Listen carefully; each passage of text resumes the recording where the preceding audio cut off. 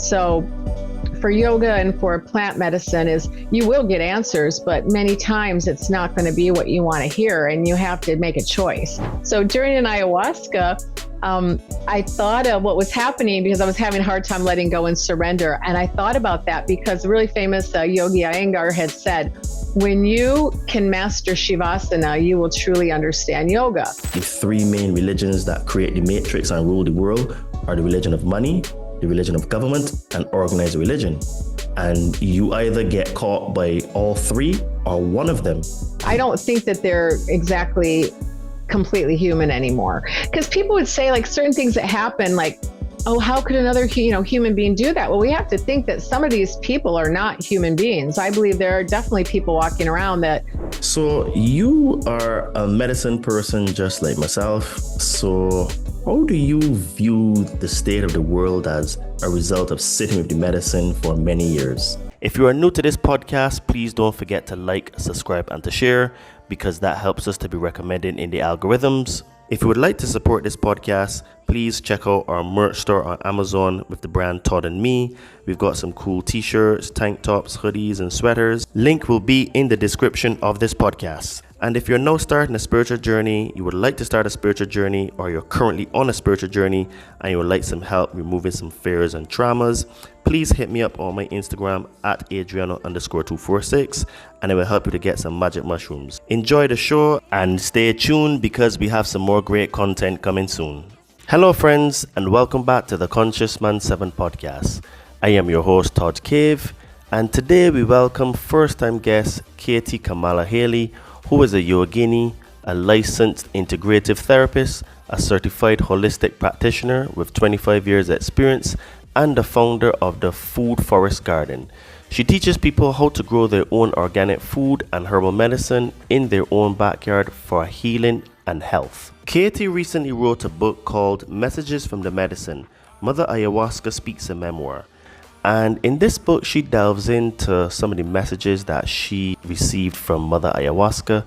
And we talked about many other topics like the control system that we live under, how food is used as a weapon against us, and how the lack of knowledge is basically causing a lot of our suffering. Because we are basically self-sabotaging ourselves to oblivion, due to the fact that we've been brainwashed, conditioned, and mind-controlled to inject ourselves with poison, and we live in this guilt and fear-based matrix, which has us trapped in terms of not having fulfillment in what we do, not really having happiness. And then when you have control systems like money, government, and religion that basically take away what little other freedom and happiness that we can have as human beings. And she talks about how she helps her clients to look for the internal voice and how they can heal themselves. Because in reality, all the answers lie inside of us, because everything is really linked. When truth is blurred by lies and misinformation, perception becomes reality. What will you perceive your reality to be? Liberate your fears and walk with me. Sit down and meditate. Connect with your soul.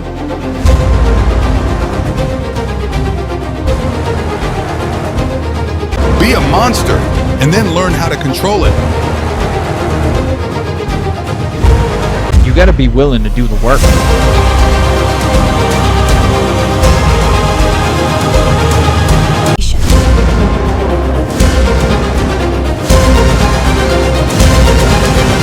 So it really goes really deep in terms of words and etymology and what they mean. So this is why it is really hard to really crack the matrix, because there's so many levels and layers to it, Katie, welcome to the Conscious Man 7 podcast. How are you today?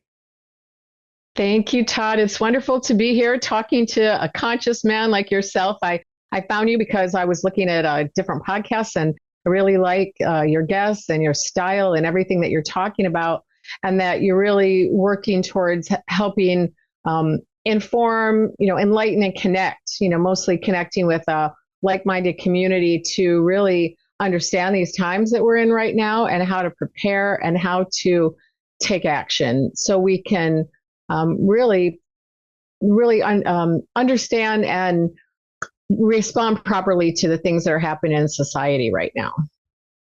Yes, I have basically been shown that this is the path that I need to walk and to do basically because fortunately I have a bit of experience in a lot of topics in terms of consciousness and health and fitness. And I basically just merge everything together. Mm-hmm. But today, I wanted to talk to you because, like I said, food, consciousness, and even medicine are becoming a real focus for people these days. But before we get into all the various topics we're going to talk about today, tell us a little bit about your story and how you managed to walk the path that you walk today of teaching yoga, teaching people how to heal themselves through food and herbs. Because from my experience, there's always an event or events that cause people to walk this path of teaching and healing. Yes, most definitely. I would say that the plants have just always been in my soul. I grew up in a city like many people do, just outside Detroit, but there was woods by my house and I really connected with nature. And I think when I was younger, eating just a regular diet and had health problems as a young person. So I moved to Florida to go to college when I was 18. And I had some people around me that really got into the health movement. And I became a vegetarian at 21, started studying nutrition. I ended up getting my degree, but in holistic nutrition, not as a registered dietitian. Those people that work at hospitals, you see the food that's provided to people at hospitals, it's not healthy. So I did holistic, and it just led to other things, and expanding my own consciousness. I got into yoga in my 20s. I got into the plant-based lifestyle in my 20s. Then I became, massage therapist. So it was just a progression from one thing to the other up until when I got into the plant spirit medicine, which really changed my life in a dramatic way. Yes, the medicine has definitely changed my life because prior to doing the medicine, I felt very lost and very, I wouldn't say broken, but I just felt very confused because a lot of things happened to me and it just got shown a whole bunch of information. And then I wasn't too sure how to actually integrate it and what to do with it. And then I, just got led to do what I do now. So you have traveled the world and had many teachers, and you talk about that there are parallel paths with yoga and ayahuasca. So can you explain how these paths are similar for people who have done none of each of these or maybe one of the two? Okay. Well, like many people, when I started with yoga, it was more of a physical hatha yoga. I always enjoyed stretching and I love the meditation aspect of it.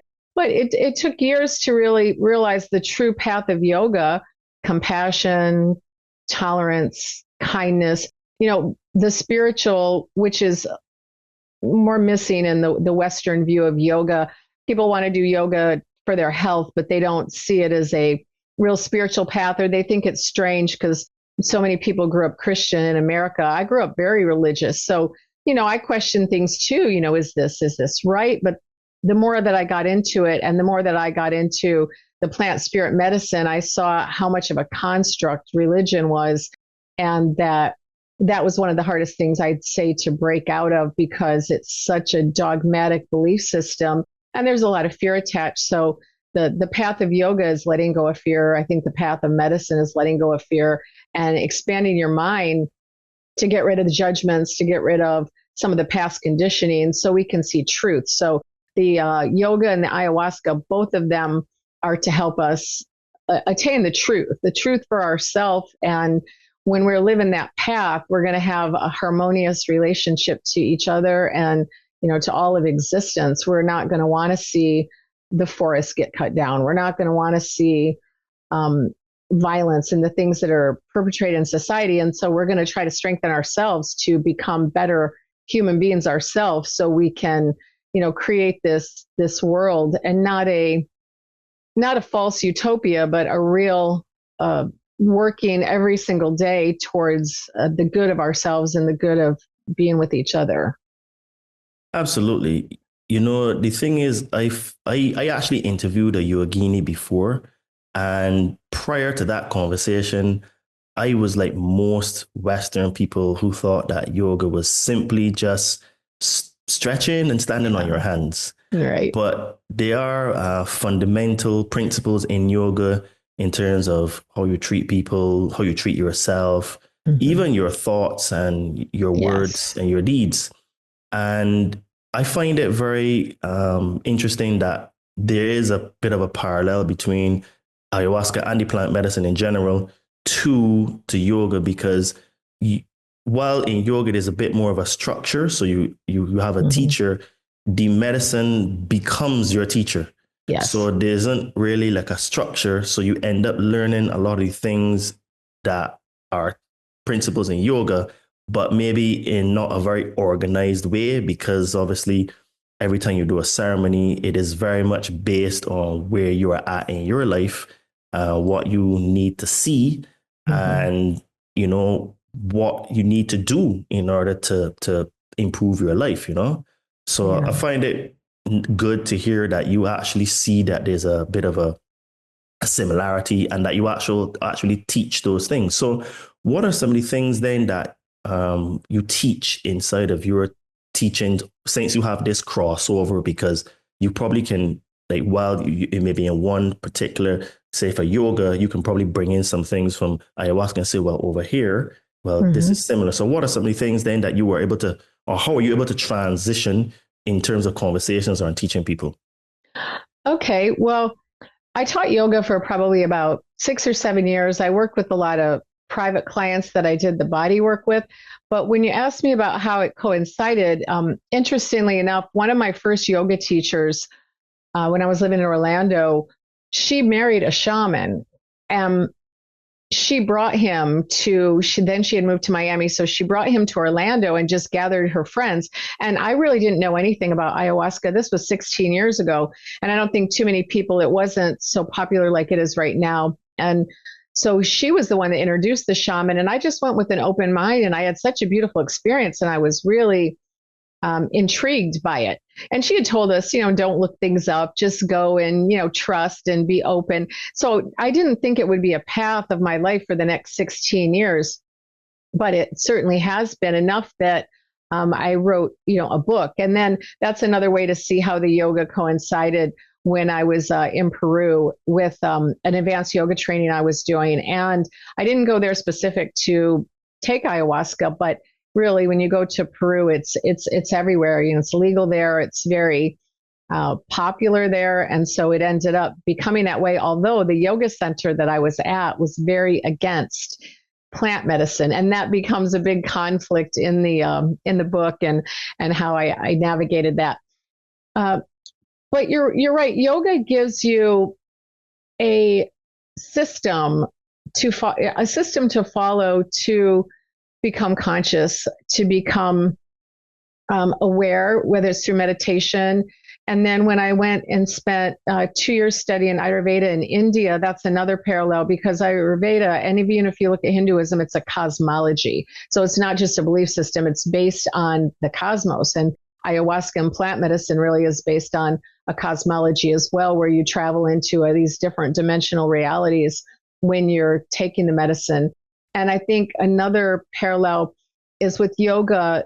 We see a lot of fake yoga people. So you have to have a teacher that is authentic, and a teacher that doesn't have the ego, that really wants to help the students attain that for themselves. And same thing with a shaman. There's a lot of shamanic practitioners that really don't know what they're doing. So that's essential, because the path of yoga could become cult-like, just like a path of yoga, shamanic could become that as well, if you really don't have honest and credible leaders, healers, teachers that are going to be helping guide you in that way. And that's when people get taken advantage of, and that's what people have to be careful of.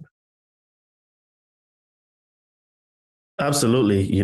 This is the thing, right? I always tell people that when you're going to do plant medicine, there are a few things that you need to consider. One is your nutrition before. Oh, yeah. Two, the people that you're going to do it with, and also the place. Because all three of these things have energy, and the medicine is energetic.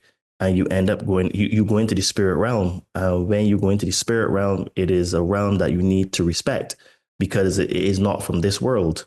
And just how you can get lost in a physical city, the spirit realm is basically a spiritual city. So you can actually get lost there, right? So I always tell people that, if you're going to do it, then you must consider these three things, right? Because it makes a huge difference between actually getting healing or actually getting traumatized, Oh, definitely. Yeah. And producing the opposite of what you're there for. Well, in my book, if you don't mind, I'm going to show my book here, Messages from the Medicine. So really, it's an adventure story of my time in Peru working with the plants, because I feel like people learn best through story. So it's a story, it's an adventure story, and you can learn about the plants, but in their own setting and what transpired, some very dramatic things. And I've heard people say, well, I want to go do it, in Peru and in the jungle because it's going to be most authentic. But, maybe you should try to find a shaman in your own town and get used to it before you go off. Because when you go to another country, you're also opening yourself up to many, many other problems. Like people will see if they read my book about even just how fierce the mosquitoes are there. I lived in the Amazon jungle for 3 months, and I mean, you're constantly scratching, you're constantly bleeding, you're constantly being bit, all kinds of other things that can happen there. There's very dangerous creatures and spiders and snakes and all kinds of stuff. So you don't, think about that. You're not, if you want the real experience, you're not going to be going to some fancy resort. I mean, that's not the kind of experience that I had. So maybe, people should try it right where they're at and understand it and integrate it. And then maybe you should take a trip. But everyone's different. I think the most important thing is it has to be a calling. Doesn't mean you can't just go because you're curious, but I feel like you should meditate on it and feel like if this is something that you're really willing to, pay the price for, because there's always a price. There's always a sacrifice. If you want something, you're going to have to sacrifice something. You're a trainer. If you want a really healthy, good body, you're going to have to sacrifice bad food. You're going to have to sacrifice, maybe you're not going to sleep in the morning if you're going to wake up and you're going to exercise. So there's a lot of sacrifices on the spiritual path. And I think I had a big initiation, having a near-death experience when I was in Cusco at the yoga retreat. And even how that is also, you have to be careful. I found this yoga center that looked beautiful online, and this teacher was just so beautiful and accommodating. And then I get there and it's a whole different story. And it's in this really rundown, kind of scary neighborhood. And I'm away from everything. And they wouldn't help me get medical attention. I almost died. And, with the altitude sickness. And, there's a lot of things that, these adventures and these travels, but I made it through. And, it took me 3 years to write my book, but it was a long time coming. So I've definitely made sacrifices to achieve the positive things that have come my way. But there's been a lot of difficult things too. And I think we have to, have courage and be ready for both. You're not going to get the bliss without, the pain as well. Yes, that is a very important distinction. And I want to level up on that as well, because I am also a teacher, because I'm a coach as well, like you. And one of the things that I find the most is that people seem to have this idea and notion that you can get something for nothing. Every single thing in life requires a sacrifice. Yes, it does. Everything. And some people want to work with me, but they want to do it their own way.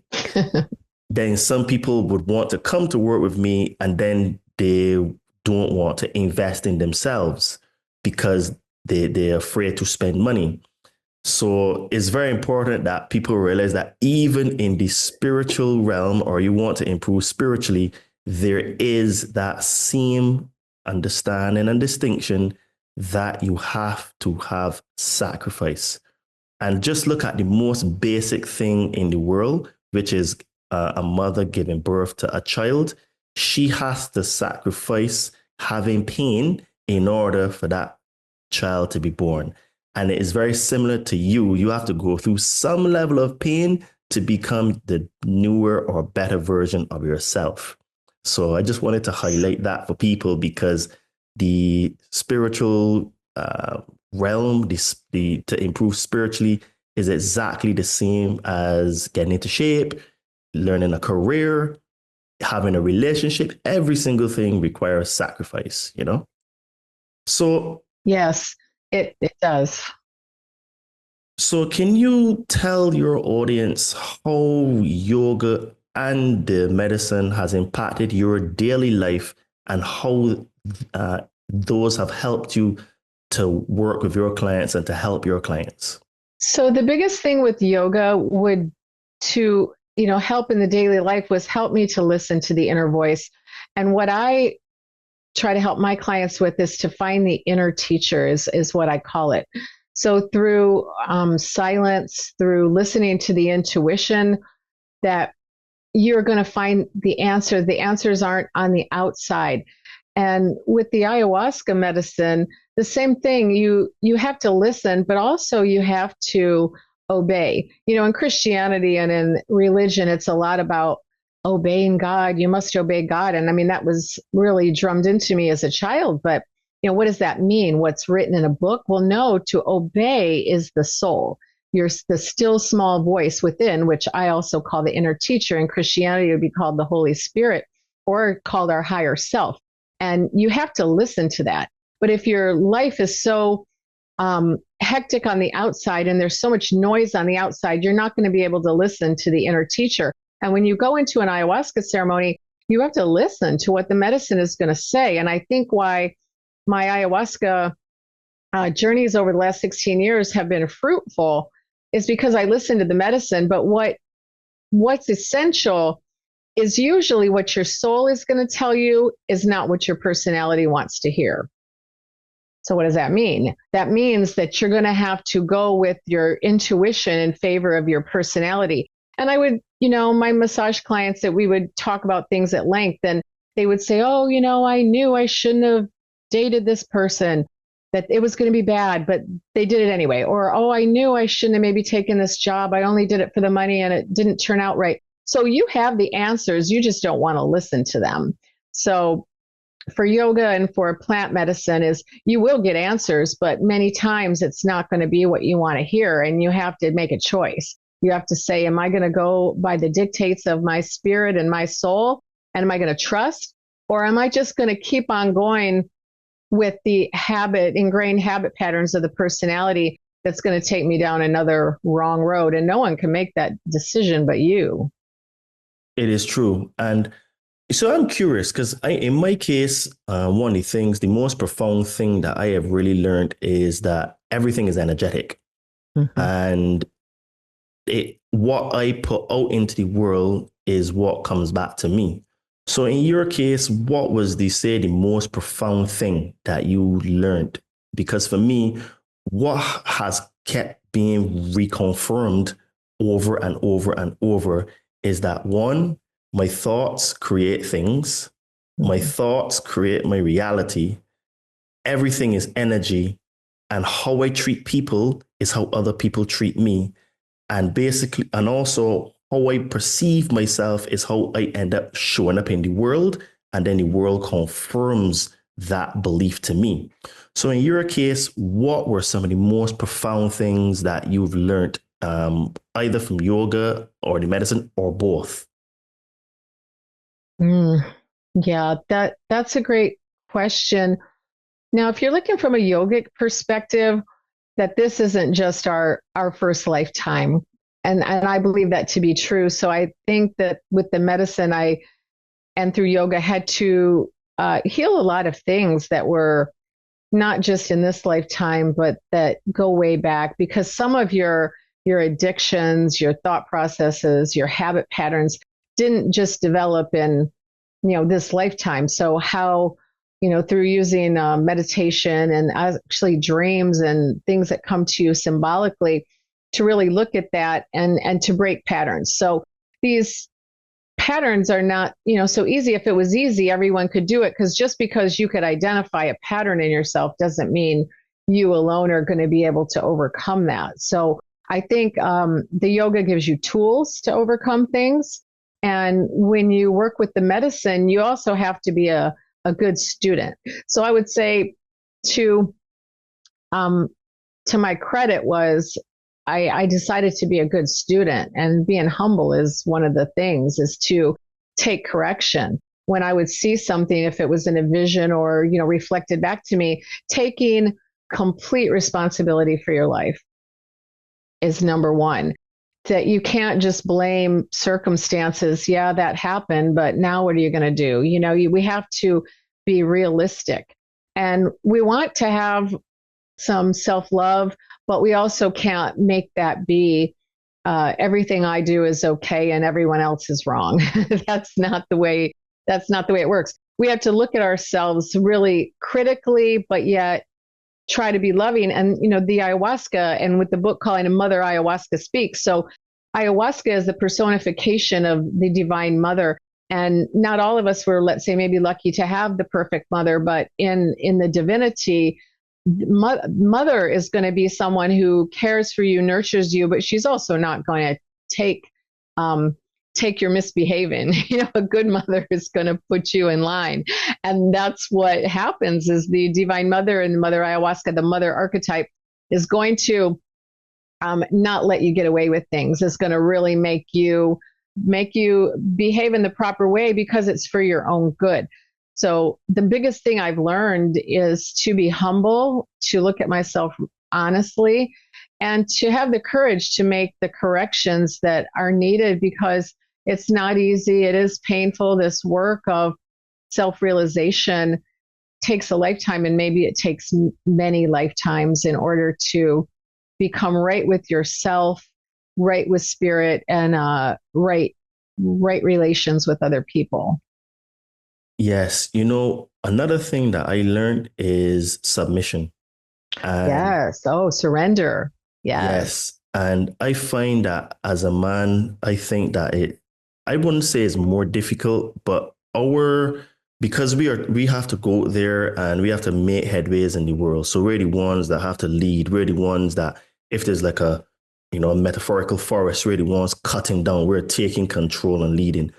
But what I found is that when you start to take this journey, you have to actually submit and receive information and be told what to do.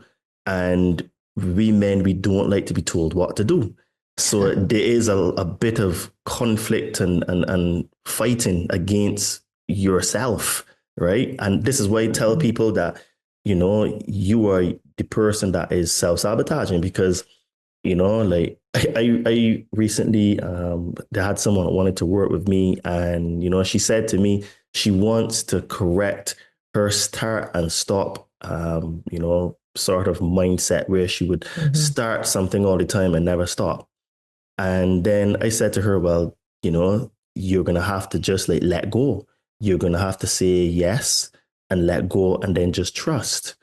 And then lo and behold, a day later, the same thing that she said to me she wants to do, she ended up doing, which is basically to say, oh, Todd, I've changed my mind and I don't want to do this anymore. Mm-hmm. And, I kind of felt a little bit sorry for her, because I've been there.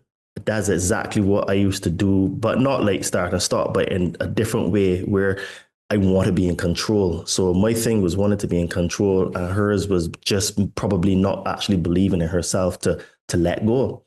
And I think that this is where we are as humanity and as a species now, where we're just going to have to let go to the divine spirit inside of us and just say, look, I am just a mere student here. Teach me, and whatever I need to be shown, I'll just do. And I think that there's a lot of internal dialogue with us doing that, because I think innately we don't really trust ourselves. So because we don't trust ourselves is why we don't trust people, right? Oh, yeah. Because I always tell people, you can't give someone something that you don't already have. So if you don't trust yourself, it's obviously not going to trust other people, because it's not in a place of reassurance, Yes. Yeah. Oh, I just thought of something when you're talking about this subject about surrender. So this is a parallel with the medicine informing the yoga.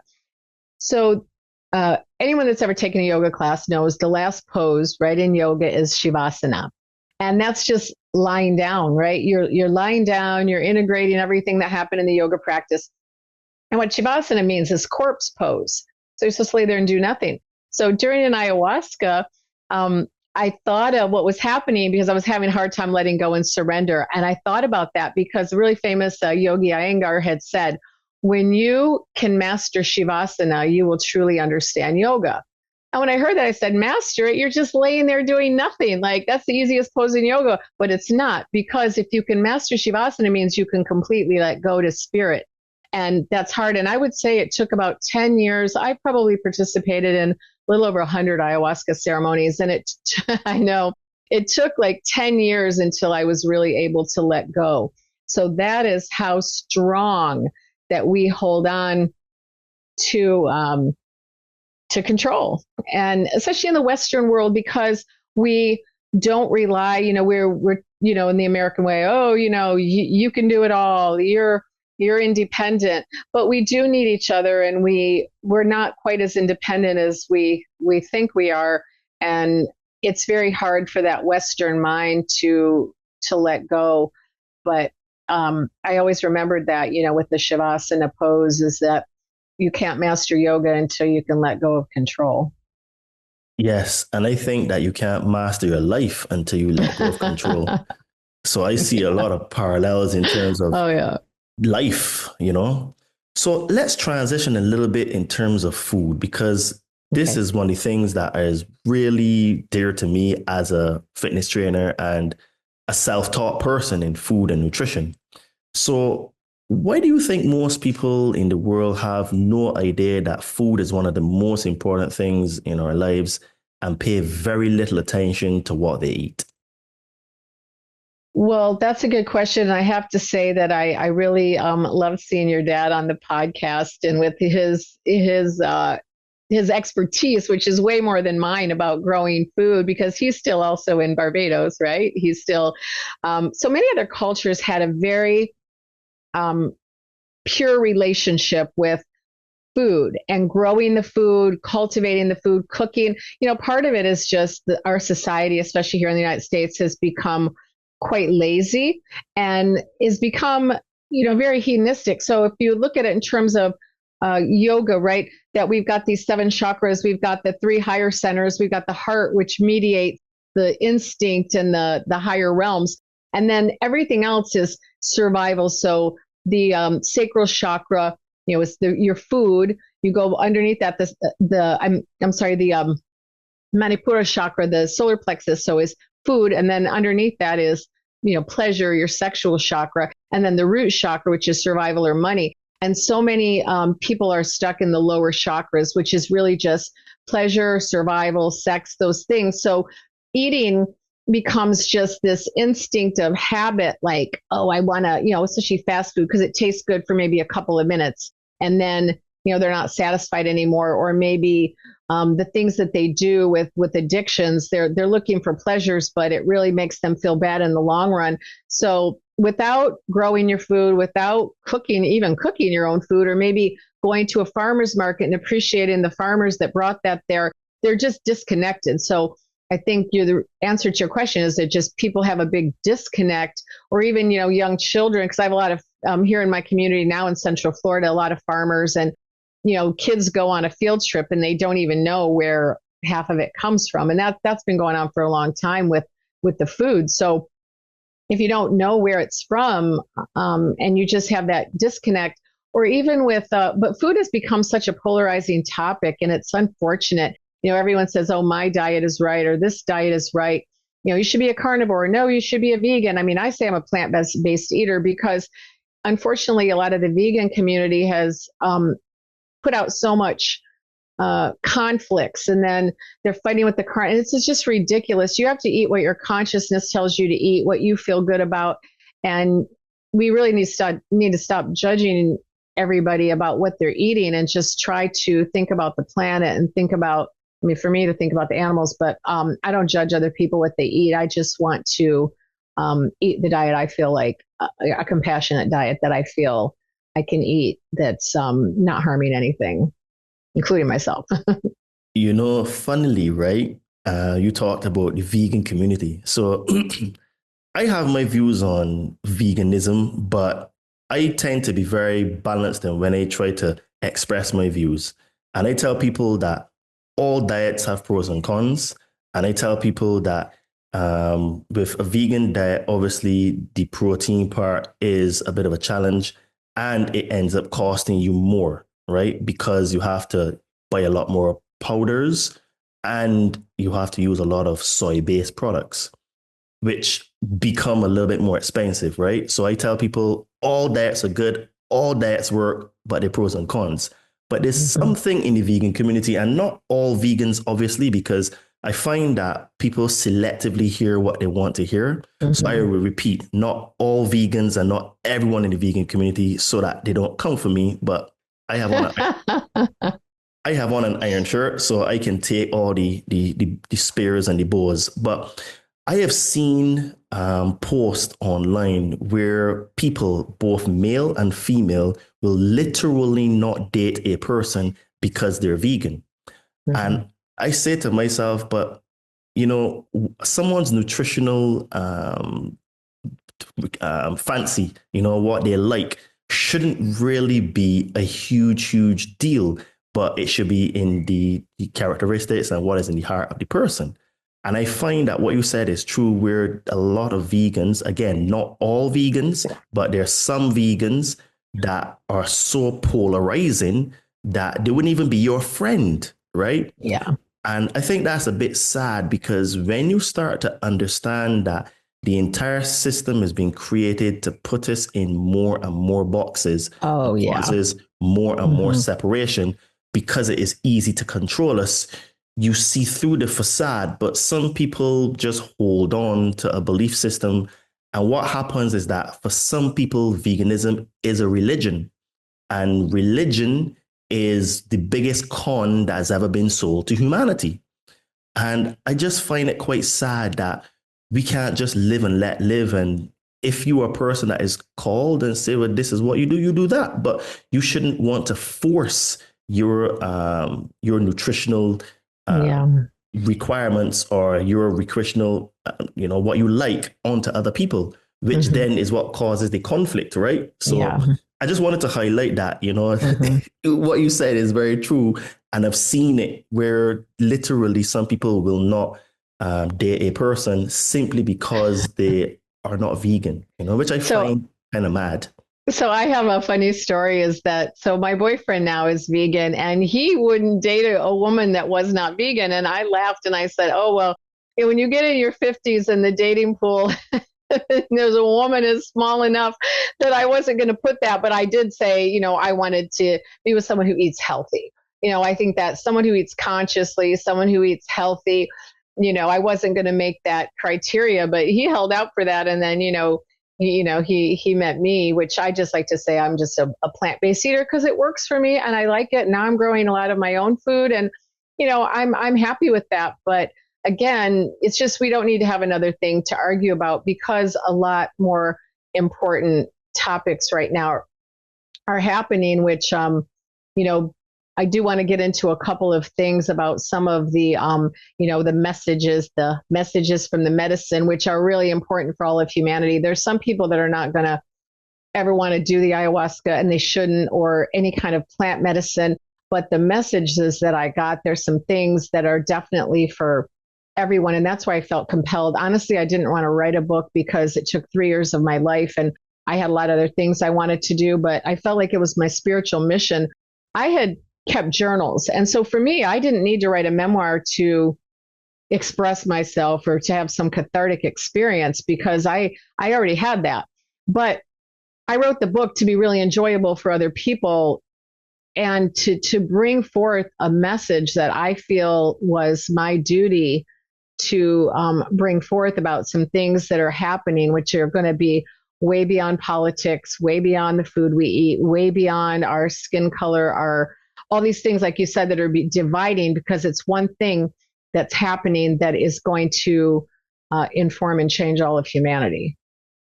Oh, yes. And I cover these topics extensively on my podcast because the whole system is rigged and is just designed as a distraction. And the thing is, unfortunately, is that what people don't really understand is that the vast majority of everything they've ever been taught or shown or believe is an absolute lie.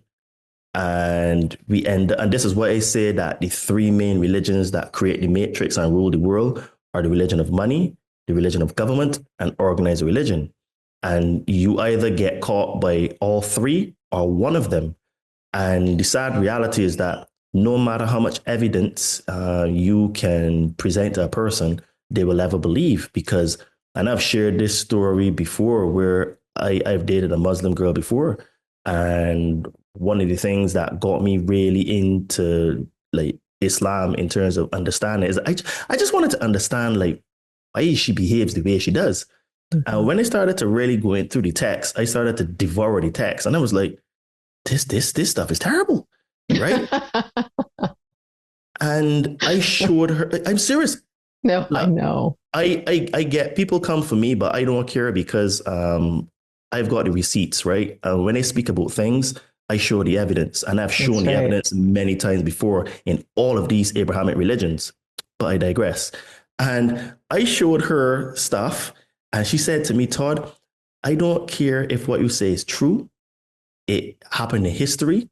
It cannot be denied, or is an absolute fact. Anything that will take me away from a religion, I don't want to see it, know about it, because my religion is who I am, and I don't want to go away from my religion, whether the things that you show me are true. So basically, without saying it, she's saying, I would rather believe the lies because it makes me feel good instead of actually having the truth, which can be painful, but it gives me options. Mm-hmm. So I found it very sad, and it was because of her that I ended up really, really being able to speak about religion better than most Western people. And I've really delved into it. But anyway, what I wanted, let's stay on food a little bit though, right? Okay.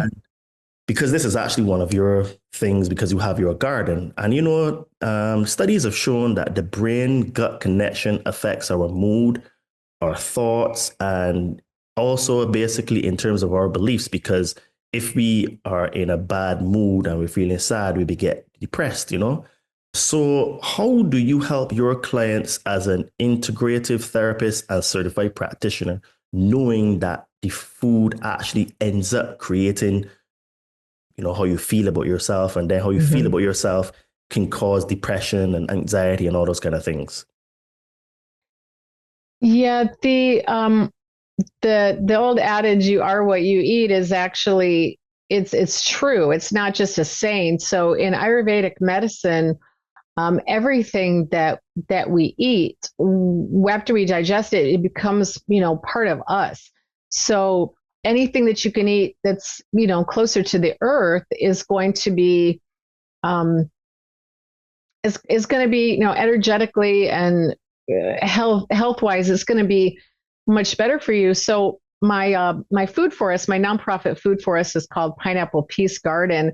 And so I help teach people how to grow food and medicine in their own yard. And I have communities and things, but it's such a small percentage that would be willing to do this because we've gotten so far off track with convenience and with just not really wanting to do the work. People think about farming or digging your hands in the dirt. It's a dirty job. And it's hard. I mean, and people don't understand. Like, I had someone I was working with, and they know I had done this for a few years. Like, oh, you're feeding your whole family with all the produce you're growing and things like this. And I said, wow. I mean, my backyard's not a Whole Foods supermarket. You have to understand it is hard to grow food. And this is why we need community. So you need a lot of people doing this to share, to bring together. Because, I mean, I live in Florida and it's sand. You have to know a lot. You have to, amending the soil and getting the right seeds. And it's been a huge learning curve, but it's awesome. And I want to tell people, besides growing the food, it's the benefits you get in connecting to nature on that path of growing the food, the sunshine, the exercise, the community with nature. I mean, I haven't been sick at all. I never got COVID. I started during the pandemic. I got my father, who's in his 80s, off the couch. He had been basically just watching sports and eating and drinking bad food. And I made him come help me. And he really transformed from, going on this journey with me to growing the food. And yeah, I had a little experience. I had been in community gardens. I had grown some food because I love vegetables. I wanted to grow my own, but it's worthwhile, but you have to really see why you would want to do it. And even in small ways, I tell people just start with an herb garden, grow some of your own herbs, grow some microgreens. I mean, I grew things when I lived in an apartment for 10 years, and that's when I belonged to the community garden. And now that I've got, a little bit of land, I'm on like a quarter of an acre. My father and I planted 50 trees in the last couple of years, and blueberry bushes and everything that can grow in Central Florida in an annual garden. But you have to really want to do it. It has to be a priority. It's not just going to happen. You're not going to just throw some seeds in the ground and get beautiful food. It just doesn't work like that. Absolutely not. And I think that for those that listen to the podcast, the two podcasts I did with my father, can appreciate that what you're saying is true, because some of the things he said, I didn't know. And, I grew up with him, and he's very smart. Yeah. And I helped work the land and grow some of the animals and stuff. And I was blown away, right? I had to say to him after the show, I said, Pite, like, you completely like blew me away with some of the things he said. So I actually did that for myself and for everyone else, because I think that that episode should be downloaded for people that want to actually embark on this path, because it's both animal husbandry and farming.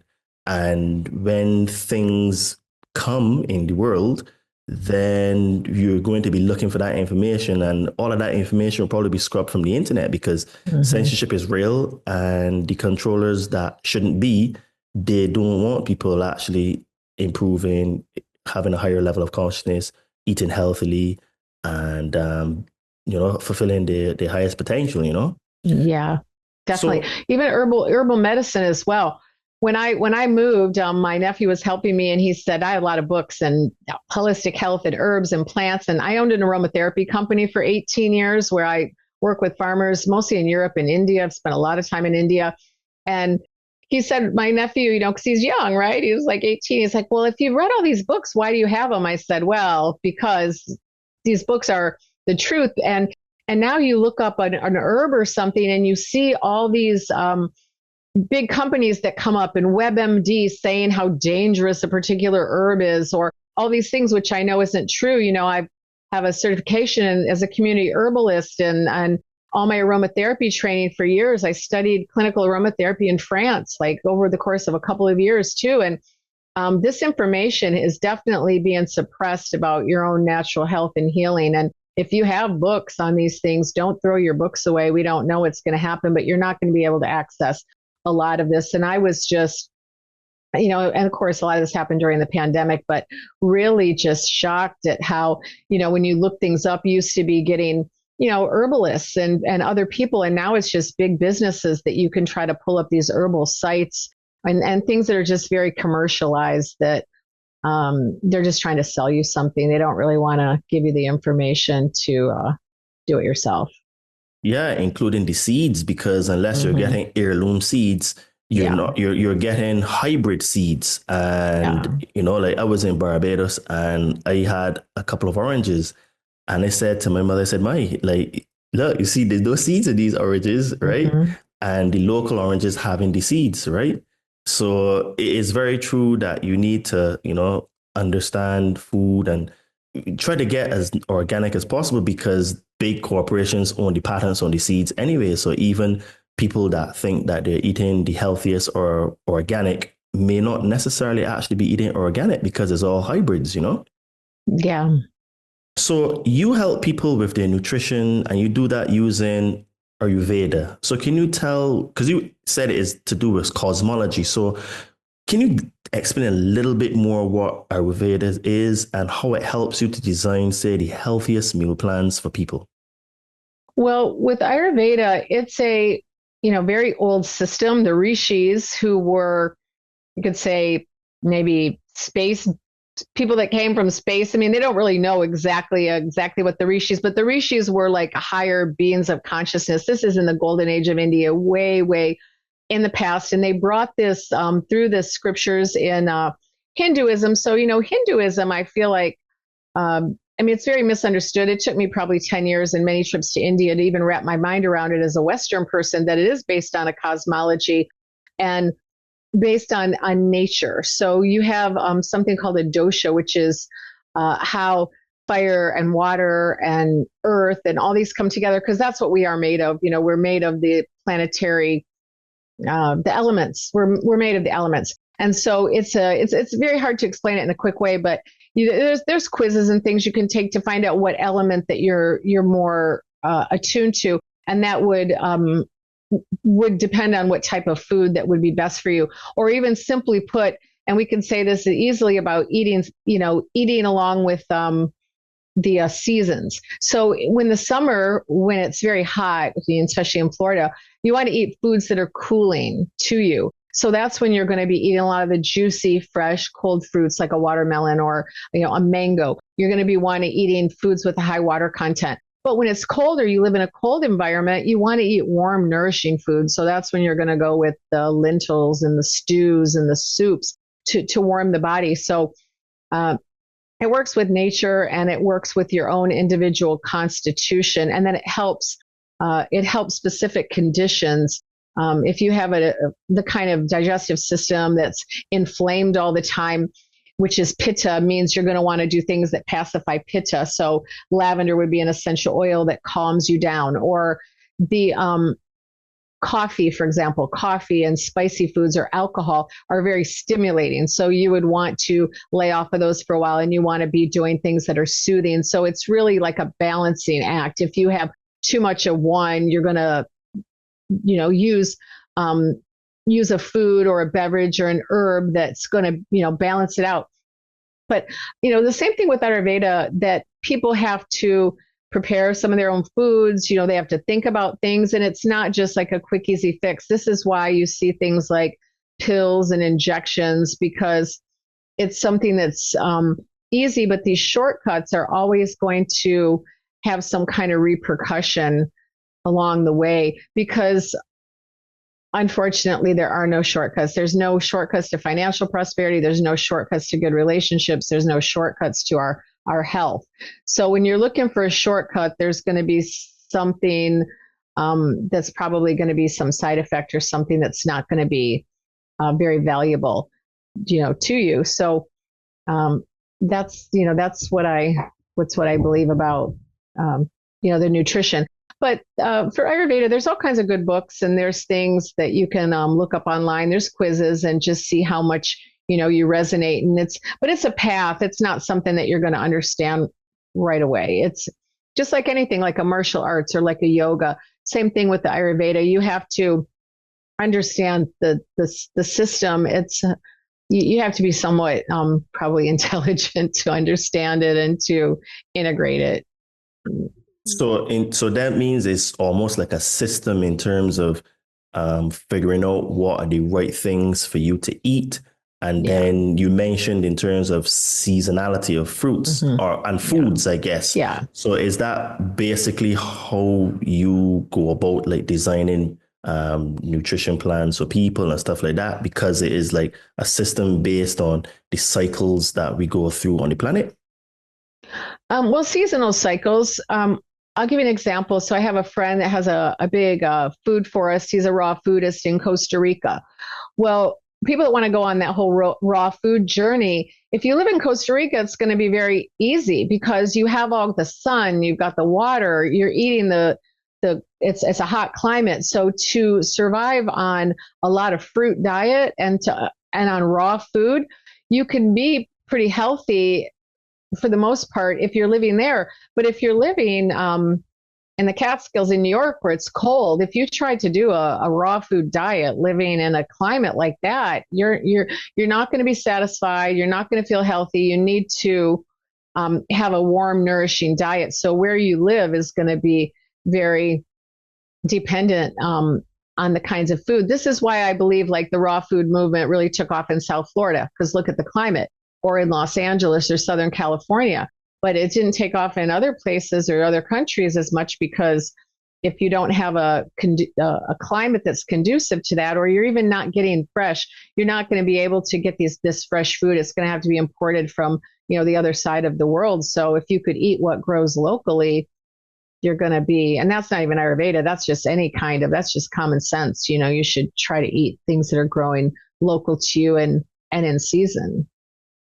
Yes, one of the things that I realized when I started to learn about food is that seasonality of food and fruits is actually quite important.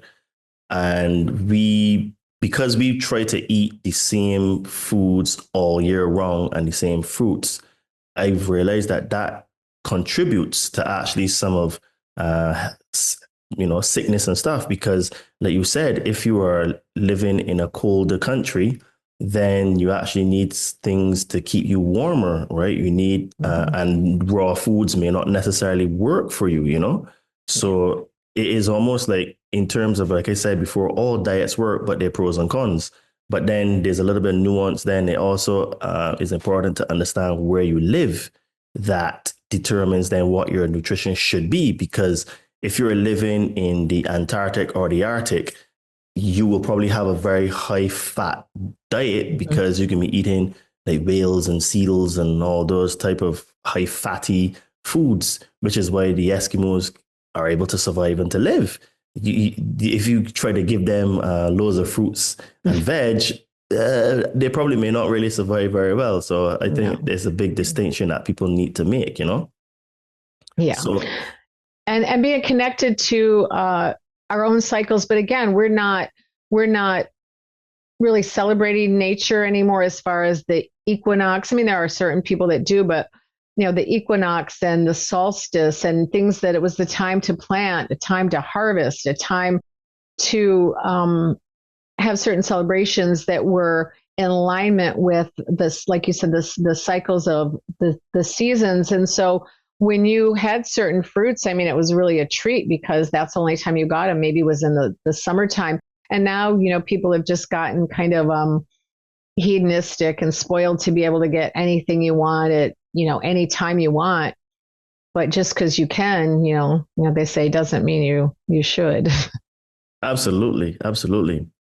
So you are a medicine person just like myself. So how do you view the state of the world as a result of sitting with the medicine for many years? Because I'm a junior compared to you, because you're 16 years. Well, I didn't think it would be such a path. And my friend who's, in the book, which his character is named Ray in the book, and he's a Peruvian. And he said to me there, he said, nobody stays on this path without, her blessing, her meaning the Mother Ayahuasca. So if it's not meant to be, you wouldn't have the experiences that you keep learning and you keep growing if it's not, working for you. So it's a higher, I think it's like a higher calling, that why I would keep doing it. Although there was times in the book where it was just so difficult. I was like, oh, I never want to see the medicine again. Oh, I never want to have to, like, I'm done. But just because I was done didn't mean that the medicine was done with me. And as far as the worldview, what I just want to talk about for a moment was, so in the book about these visions that I was getting, and I really didn't understand it. So in 2014, I had a Kundalini awakening, and didn't have time to go into all that. But people are funny. Well, how did you know? I'm like, trust me, if you have a Kundalini awakening, you will know it happened. And that night during the ceremony, the medicine had showed me that the world was going to split into two types of humans. There would be the humans that were going to be earth-based humans, and there were going to be the humans that were going to go into some sort of a cyber reality. So this was 2014. And I thought I was seeing something way in the future. Well, you cut to last year, so 10 years later, in 2024, that the rise of the AI and all of these things that are happening, and also the visions along in this last 10 years was showing me the whole agenda of transhumanism and everything with AI. Now, I am not against technology. I mean, I like to, I make films and have film editing software. I love my GPS because I drive a lot with my work. And I'm not against technology, but it's technology in the wrong hands, and also to try to change our humanity.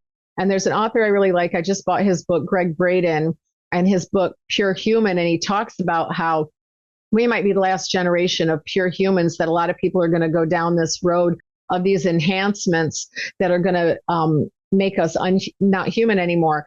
And so that's one of the warnings in my book, is about AI. And the medicine always said to me, if people don't make a choice, the choice will be made for them. And you have to really know what side you're going to stand on. And for me, I'm standing on the side of Mother Earth, and I want to stay being a natural human. And there's going to be a lot of lure to that, a lot of pull to the digital reality. And we're going to have to know what we want to do, because we're going to see a huge transformation of society in that regard. And my book talks quite a bit about that, about what the medicine has shown me by taking me on these journeys. And people that maybe aren't concerned with their divinity, or they're not concerned so much with a higher reality or higher calling, or you want to call that God or the universe, maybe won't be so interested. Because if you feel like this is the only one time, there's one life, nothing happens after the physical body is gone, maybe people aren't going to care. And some people are excited. Some people want to merge with the machine. But if you don't want to merge with the machine, it's going to have to be a conscious choice. Absolutely. Like right now, upgrades are being offered to us, mechanically, and, with the insertion of chips in our brain. Because Exactly. I think it was 2007, and Ray Kurzweil, who was an executive at Google, he pitched the whole, human beings in the future will become gods, and we will merge with the machine. A singularity. Correct. And this is his wet dream. And yeah, because look at where we're at now with Elon Musk and Neuralink, and then you have the Skynet, which was built because we have his internet system. Funnily, SpaceX, Skynet, SpaceX, not too dissimilar sounding.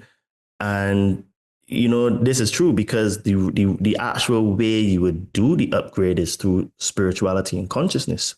Mm-hmm. And so that brings me on to, my next question, where is like, in your book, one of the shamans mentioned sometimes that you were going, I think it was to do San Pedro, and it was during one of those ceremonies.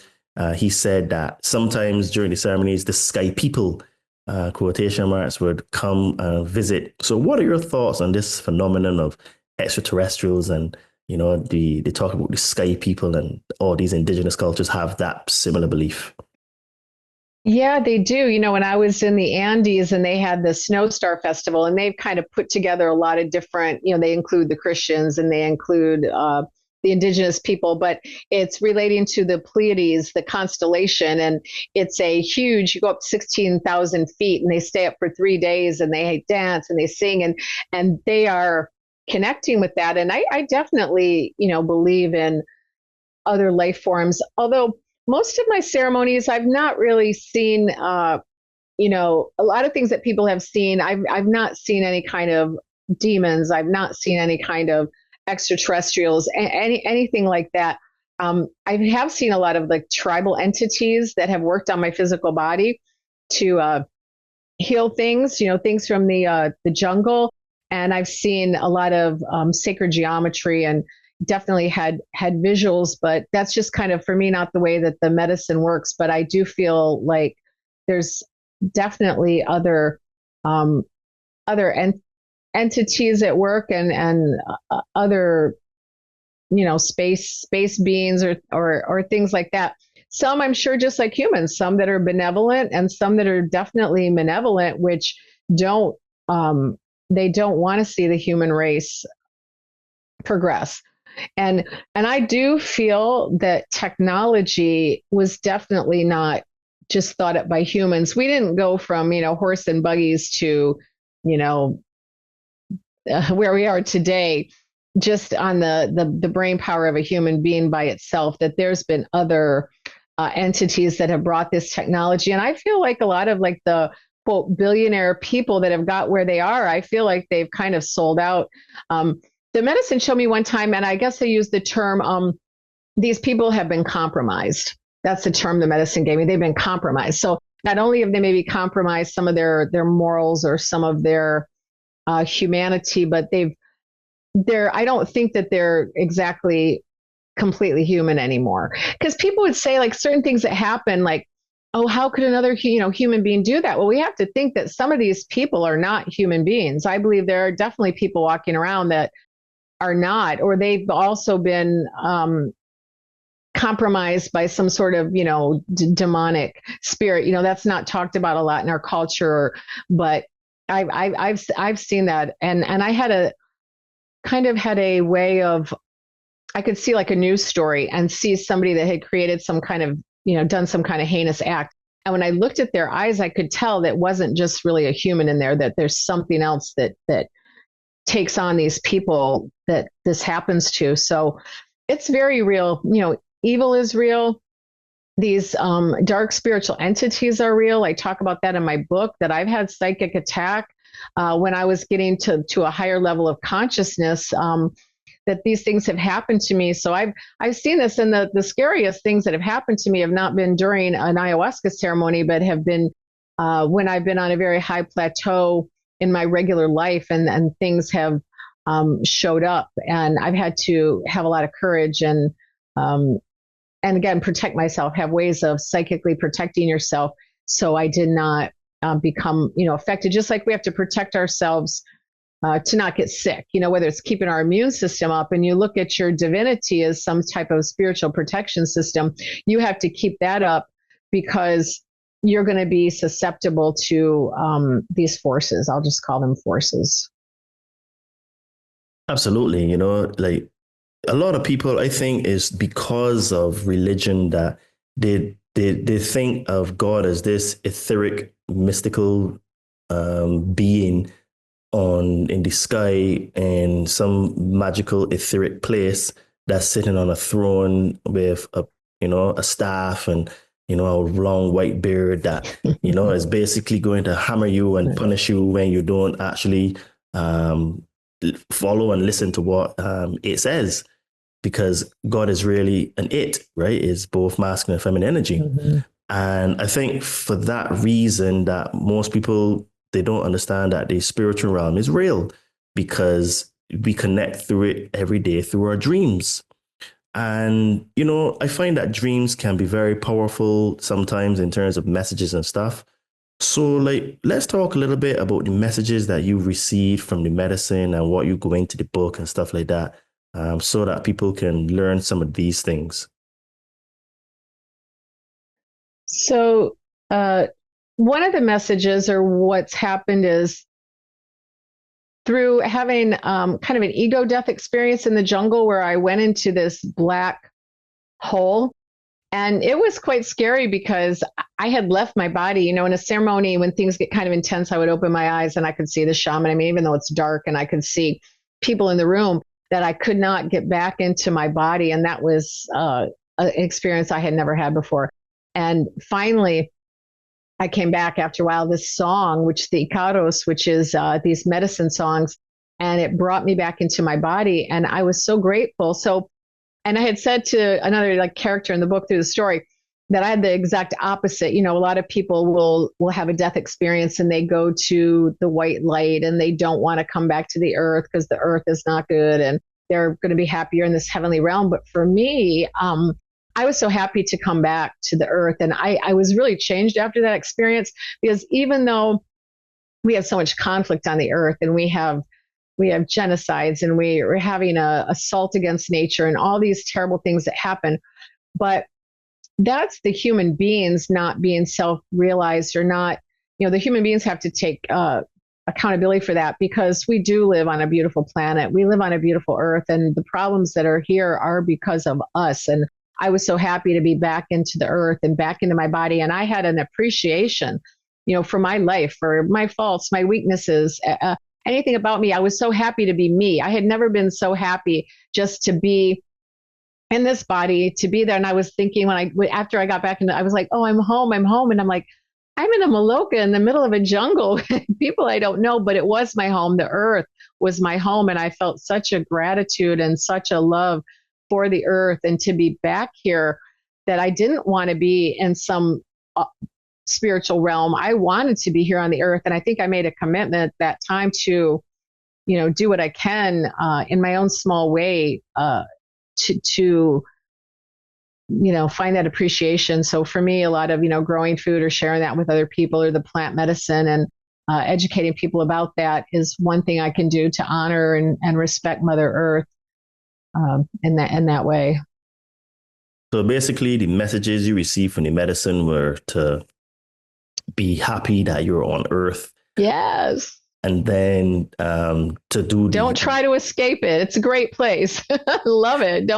We don't have to escape. We can make it. We can make an oasis, even if it's just in your own backyard with your own community. To find that place within us and to create it. We live on a beautiful planet with everything that we could be happy and healthy if we could only make the right choices. It's true. And the thing is that we can actually bring heaven on earth in reality, but we need to start from the inside of us. So we need to actually start it from the heart and living from the heart and through the heart. Yes. Because the heart is really the regulator, because this is why we have 7 chakras, and that's right. The top 3 are still dependent on the heart, and the bottom 3 are still dependent on the heart. So the heart is what gives it the total balance, right? Yes. Oh, absolutely. Yeah. Lessons of the heart, opening the heart. So many messages. I think forgiveness is a big one. That's one when I was in practice. So 23 years, I was a massage therapist. I stopped doing that 2 years ago to focus on my food forest. And people had a really hard time with forgiveness, and they would maybe be experiencing a health challenge. And, you massage therapists, people open up and confide. And I would really try to point people back to either forgiving themselves or forgiving the other people. And even with all of the forgiveness work that's out there and in therapy, and even though people know that on a intellectual level, it's hard for people to do that. And I feel like forgiveness is the thing that will help free your heart. So for the heart chakra to not be blocked, we have to forgive in order to move on. So like we talked about already, and I like surrender and forgiveness, acceptance, tolerance, compassion, these higher virtues. So a lot of the messages would from the different medicines that I took. Like I have in the book about a cacao shaman, which I never even knew there was such a thing. And she'd been working with the plants, and she was a little girl. And the cacao shaman talked about the cacao plant. And the cacao is some people don't know this, chocolate, but it's a fruit, and it's a bean inside there. And the way that they harvest it, and that's an opening of the heart, is the cacao. Or the San Pedro is another thing that connects us to the earth. So all these things with the plant medicine to connect us back to the earth, connect us back to ourselves, and to remind us of these higher virtues, and to be able to self-correct, if we're going down a wrong road with judgment or with anger or with some of these, all the emotions we need, but we don't want to get stuck in any of these lower emotions. Because it's just going to be a detriment to our health, and people, and it's going to bring your vibration down, that you're going to really repel good opportunities. You're going to repel people. You're going to repel your highest good. You said, because it's like a mirror. Life is like a mirror. So if we can embody these higher virtues, that it's going to make our life easier and better. Yes. And I agree with you that forgiveness is one of the toughest things for a human to do because, like I said, you can't give someone something that you don't already have. And forgiveness, you actually have to forgive for yourself. You're not actually forgiving for others because in you forgiving, you can actually let go of that thing. And the problem is that the ego has really been, the main focus of us on humanity because the ego is basically run by the lower chakras, and it is all the lust and the jealousy, and then the survival, the fear, the guilt, the shame, all of those that exist in the lower chakras. And, because of that, the ego is the thing that is the governing force. So this is why forgiveness actually is very important because the thing that I have found in my own journey, and this is why I try to teach to people as well, is that the only way that you can actually receive something new is to let go of the old. And the only way to let go of the old is to actually forgive. And I tell people, you don't forgive for that person, you forgive for yourself. Because in you forgiving, it means you liberate yourself from that thing so that eventually, when you remember that thing, there's no energetic connection to that person, that place, that thing, that event. And I think that, this even goes again, because I've read the Bhagavad Gita like 3 times. Oh, that's impressive. Yeah, I am very, very, I like a lot the Hindu texts. I think that the Hindu texts, like you rightly said, are very misunderstood. And the problem with the Hinduism is that when you understand a little bit of the history, not to digress too much, is that the Brahmins were the ones that introduced the religion, and then it became a caste system. Mm-hmm. So it was actually corrupted and infiltrated, just like all these religions that we have on Earth. But I like the Vedic texts because I think that when you read them with a higher mind, you get to unlock a lot of the secrets to the universe and to yourself. And in the Bhagavad Gita, Krishna teaches his student Arjuna that attachments are the cause of all human suffering. And the attachment then is actually related to the forgiveness because you are holding on to that thing where even if you were right and the person did you wrong, you're holding on to it because you want to be right or you want to be mad. And then that becomes the cause of your suffering. So don't forgive for the other person, you forgive for yourself.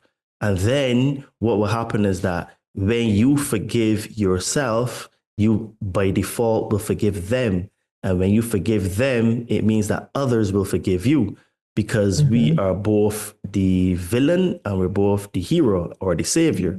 So at some points in your life, you did do bad things to other people and you will eventually want to ask forgiveness. So, it's very much intertwined. And I think forgiveness is one of the most important things through this whole journey.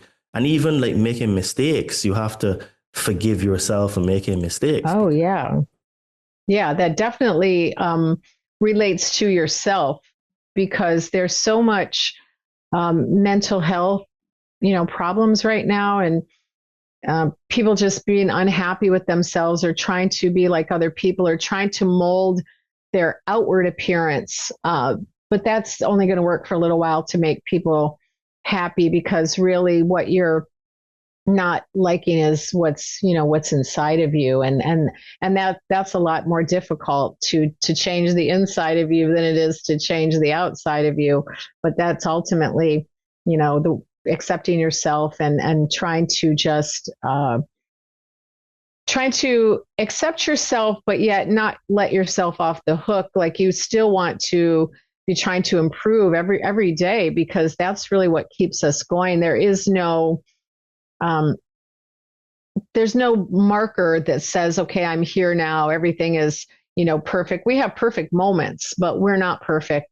Our life is not perfect, but we can just keep striving for that to feel at least a sense of accomplishment, not in the outer world, but accomplishment when To me, an accomplishment in working with the medicine is when I don't react the same anymore to some trigger.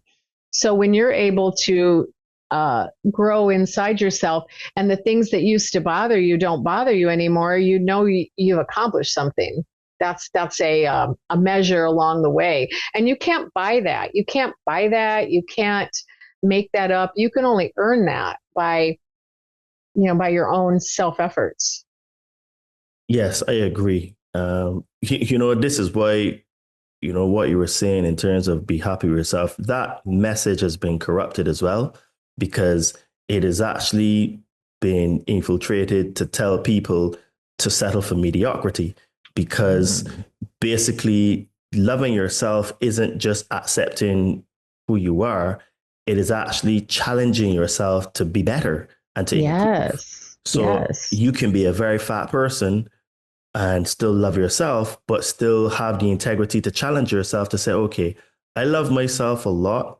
However, I'm going to love myself even more to get myself into shape and to feel better about myself, because it is impossible for you to be truly happy internally and to be very out of shape. And this is where the corruption, the message has become, just like religion. Religion came in the beginning with good messages, but then it got corrupted, to be this bastardized version of truth, Yeah. Yeah. Well, that goes into the concept, which is a concept, I believe it's true, about the body being the temple.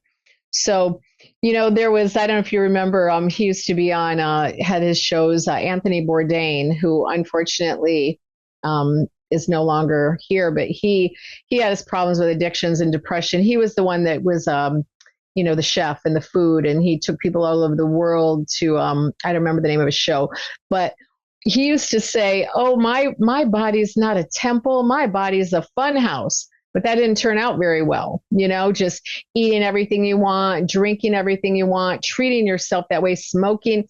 Because if you truly care about yourself and you honor the body as the temple, then yeah, you want to treat it properly. And that's not coming from the ego. That's coming from a deep place of gratitude and reverence that I was giving this body, and the body is a miraculous biological machine creation. It's a tremendous vehicle that we have to have pleasures and to have all these wonderful experiences. And if the body is not healthy, you're really not going to enjoy any of the higher faculties of life. You're not going to enjoy being here if you're in a sick body. Absolutely. And this is why I say all the time that you and we are a mind, body, spirit complex. And what that means is that you have to work on all three parts of you simultaneously, because there is an absolute connection between the body being the temple. The body is really the vehicle. The body transports you from one place to the next. So obviously, if it is a transportation device, it means that it requires fuel, and you have to give the body the right fuel. You have to look at your body as like a racing car. You're not going to give your expensive racing car terrible fuel. You're going to put, avgas in it, first grade avgas, right? So, right. What I mean? It is a matter of perception change to understanding what we really are, So, how do you see humanity navigating through this very challenging time we face now that many truths are being revealed to us right now in 2025? My number one message is that the cure can be found in nature. So connecting to nature, spending time outdoors in nature, using herbal medicine, eating a wonderful diet from nature as pure as possible, because nature is also the antidote. I took from my friend this phrase, and she's a yoga teacher, and she said, she was telling her students about, with their kids spending so much time, on screens. And we all do too. I mean, I spend probably too much time, but she has the quote of balancing screen time with green time. So as much as you're on the screen, you should also be out walking around and, going out to the park or getting out to nature, doing something out in nature, whether it's riding your bike, walking, kayaking, whatever you want to do, being outdoors. So nature is the cure. Also, we have to do as much as possible to rid ourselves from fear and stress and unnecessary drama. So you're going to have to maybe get rid of certain people in your life. I also try to follow this, with Kundalini Yoga, we talk about the positive mind, the negative mind, and the neutral mind. And the negative mind's not all bad. It does keep us safe at times. If your intuition, oh, don't do this, you get that message. But you can't spend too much time in the negative mind. Even the positive mind can have not always be right, because if you're, quote, thinking positively and not being realistic, that's not going to work for you. So, we got to merge the head and the heart together. But I try to stay a lot of times in the neutral mind. So not going to sides. That's another message that the medicine told me, not to take too much sides of these things that are existing. So I can really watch politics and I'm just sitting back and I'm saying, okay, I'm going to watch this, I'm going to watch that. And we don't really know. I think it's been confusing now who the villains are and who the heroes are. So just watch. Don't put your bets on either side, just to stay neutral.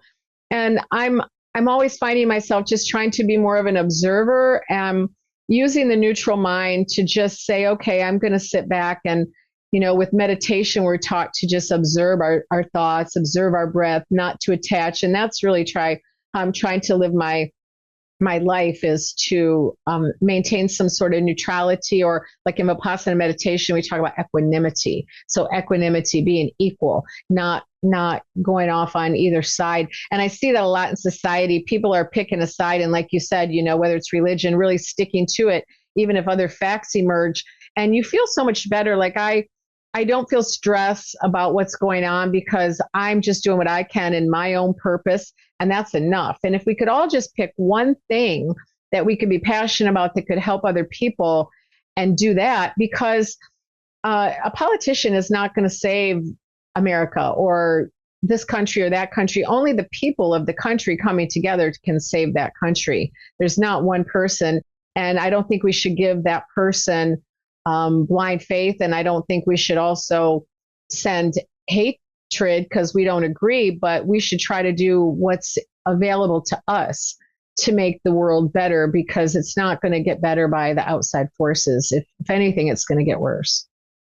I really liked that you talked about neutrality, because I always tell people that in this entire thing, we should not take sides. Yeah. And taking sides, again, is another form of division, because when you understand, and I base this on the caduceus, which is also called the staff of Hermes. Yeah. And you can see that you have the staff, which represents the path through the middle, which is the path that Krishna talks about, is the path that Yeshua talks about, and it's basically the narrow path. Yeshua says the path is narrow and few find it. Buddha talks about going the middle way. That's right. And what that means is that you don't take sides. So let me break down the caduceus quickly for people, where I got this understanding from.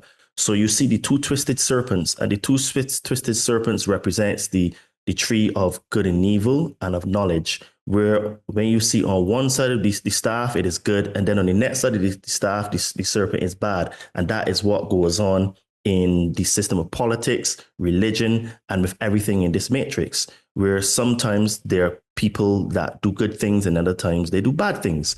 So in this case, where you have Donald Trump, right now at the moment, he's doing good things, because it's because of him that we're getting to see all the corruption. We're getting to see all of the things that people have been saying for years, and we're seeing the receipts on it. So at the moment, he's doing good things. But then in the future, he will do bad things, because he's aligned to the guy that wants to chip us and wants to merge us to create the singularity.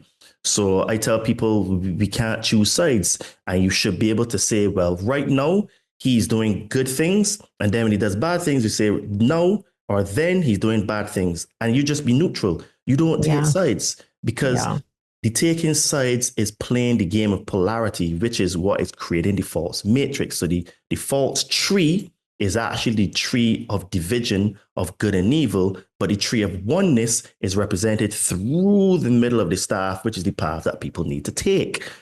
And this is where I think we're at a precipice or the crossroads in humanity right now. And it's these lack of understandings of these things. So can you give a very, very brief overview, because giving away too much, because I've started to read it. I've not finished it all, but obviously there are messages. But for someone that would maybe interested in it, to pick it up or stuff like that, give a brief overview to say, to entice people to want to go and find this book. Oh, okay. Well, the first half of the book is the adventure story in Peru and working with the shamans. And I think people that are going to like the book, people that have an interest in higher consciousness, people that like a great adventure story, people that want, focus on spirituality and the higher, taking the higher road, the higher path. So it's an adventure story.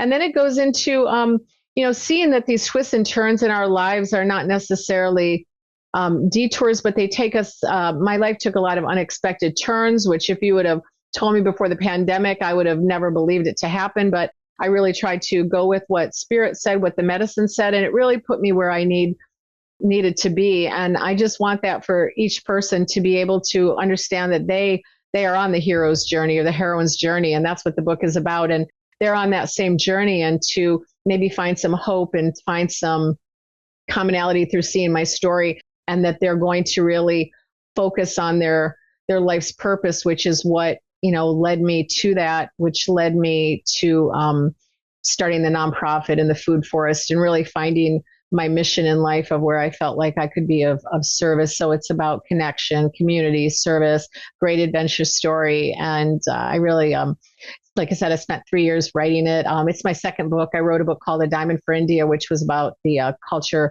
and Ayurveda in India and the plants of India. So I am an expert on plants, and I want to share that with the world. And I really look forward to people reading the story and enjoying it. And I thank you for having me as a guest. It's been a wonderful conversation, and I appreciate you, Todd. Yes, thanks for coming on. I think we're probably about halfway now, because this is where you're now about to do you actually are taking the San Pedro and you were walking through the jungle. So I'm to that part now. So I'm really looking forward to getting to the other part now of it. So, so if people were interested in working with you, learning from you, also maybe even getting a nutrition plan from you and stuff like that, can you tell the people where they can find you, what other services you have, anything that you want to plug, or even the where to find the book, all that kind of good stuff? Okay, great. So the book goes on sale March 16th on Amazon, and all the money from the book goes to support my nonprofit food forest. So I do a lot of free things for community. Pineapplepeacegarden.org is my website for the food forest, and katiekamala.wellness.com is how people can work with me if they're in Central Florida, if they want to come and take a tour and see my garden. And I have a little healing cottage that I'm sitting in here, and I have my services on there, or even to work with people online. I do a lot of intuitive things online now. And I really appreciate it for people to learn more in any way that I can help or serve or inspire someone is what I'm all about. Yes, people. So go and show Katie some love. All the links to all the things that she's involved with will be in the description of this podcast. And as you know, people, I am an online fitness trainer. I help spiritually inclined people burn fat and to build muscle. So if you would like to learn some of the things that I talk about on the podcast, you would like to also get into the best shape of your life, because summer is soon going to be here. So the time to actually start to get into shape is now. That's right. And if you really want to be beach ready and pool ready and just really to feel comfortable in your own skin and wearing summer clothes, hit me up on my Instagram at Adriano_246 or my name Todd Cave, and just send me a message and let me know you're interested to work with me. And people, if you are on a spiritual journey and you would like to start a spiritual journey and you would like to remove some fears and traumas, I can help you to, connect with some magic mushrooms. So also hit me up on my socials and I'd be happy to help you. And as you know, people, this podcast is also has a Amazon store with the merch Todd and Me. And today I have on the Todd and Me shirt, which looks like that. And that is nice. That was actually designed by my sister. So that is her and I walking to the Wizard of Oz in the Metropolis in the Wizard of Oz. So if you would like to support this podcast, because having a podcast requires a lot of work and editing, all that kind of stuff. And if you want to help me to also be able to have more amazing guests like Katie today, links to the Amazon store, Todd and Me, will be in the description of this podcast. And if you also love this conversation, please don't forget to like, subscribe, and to share, because that helps us to be recommended in the algorithms. And Katie, it's been an absolute pleasure talking to you today. Oh, you too, Todd. Thank you. You're very welcome. And I look forward to the other half of your book. And you're welcome to come onto the podcast again anytime if you have any other things that you want to talk about, anything of interest that will help the Conscious Man 7 community. Just hit me up and you're welcome to come on. Listen, folks, this was another amazing conversation. So go follow Katie and show her some love. Tell her that the Conscious Man 7 sent you. And that will be all today, folks. Much love to you. Keep smiling, keep shining, and keep being the change you want to see. Cheers and namaste.